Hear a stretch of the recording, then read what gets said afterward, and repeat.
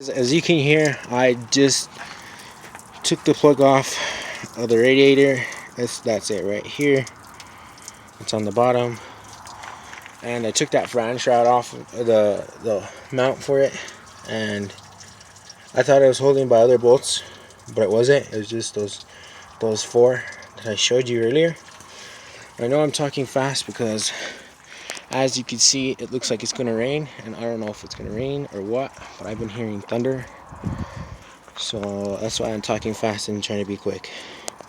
But as you can see, it is leaking and it is draining out antifreeze. It's got a lot of water corrosion, or whatever you want to call it. There's nothing wrong with this radiator, actually. If there's no rust in it, I might keep it. I don't know. But yeah, and I'm just letting it drip into the dirt. One thing I want to tell you guys about, I've been seeing people a lot lately. I don't know if it's just California or just on the East Coast or West Coast or what, but people like to use water in radiators, and it's good if you're overheating. But if you can, please make sure to put antifreeze in your radiator at all times. Don't put water. If there's water in your antifreeze, drain it, get a new radiator, spend some money on a new radiator.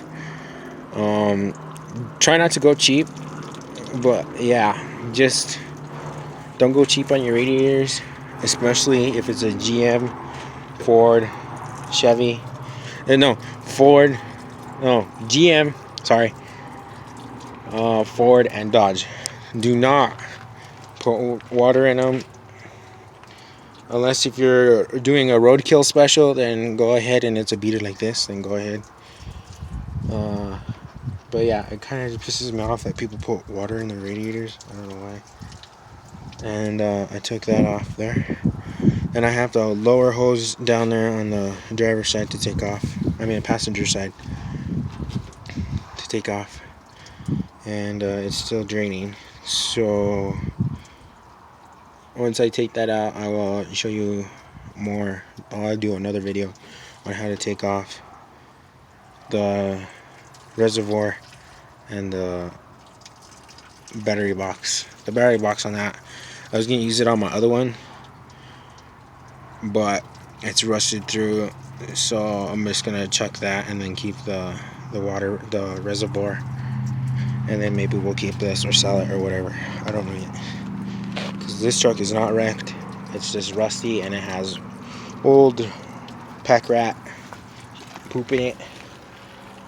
That's why we're taking it apart. And it's got Bondo. I know this is a funky color, but that's what they picked. I like the color, to be honest. I'm okay with it. It's starting to grow on me, or it's been growing on me for a while now that we've had it. I think we've had it for 2 or 3 years now. I'm going on 2 years now. And yeah, check out my other videos on the C20. I have part 1, part 2, and part 3, and part 4, and this is going to be part 5, and there'll be more parts to this until there's no drivetrain in it, there's no engine or transmission or anything like that. I already took out the door locks, as you can see, because they were factory keys, and I'm going to put them on my other truck, so stay tuned for that. And I want to try and get the ignition lock out of the steering column. I've seen videos on that, because I like the factory keys on GM trucks. I like the way they look instead of those aftermarket keys. So my other one's got aftermarket keys and locks. I mean the ignition anyway. So I said, why not just take out the locks while you're here? And I'm gonna try and take out the seat belts. The seat on this is a cool seat. If it wasn't like this, I would keep it and use it as a seat to sit outside. It's got great grandpa granny gear on this, or whatever they call it. I know they call it granny gear, but I'm trying to think of another saying. But yeah, It's still draining. I can hear it. It's a 3/4 ton custom 20, and they had a fifth wheel ball hitch on this thing. Oh, you can't see it because I have it covered. But yeah, and I think they threw a camper on it one time, and they have snow chains for it. So it's a pretty good, decent truck for a 3/4 ton. And the bed is not rusty inside. It's just got surface rust. But my bed on the inside, on the corners, they need to be replaced on the inside here, on this side here, driver's side, and then passenger side. There'll be a video on that coming up. Don't expect it too soon, but there'll be a video. And yeah, I'm gonna, before we chuck this thing, I'm gonna see if I can scrounge up some lug nuts off of this, just to have around, because you never know what may happen. I took the hubcaps off of this because I don't know, I just like hubcaps, especially from older vehicles.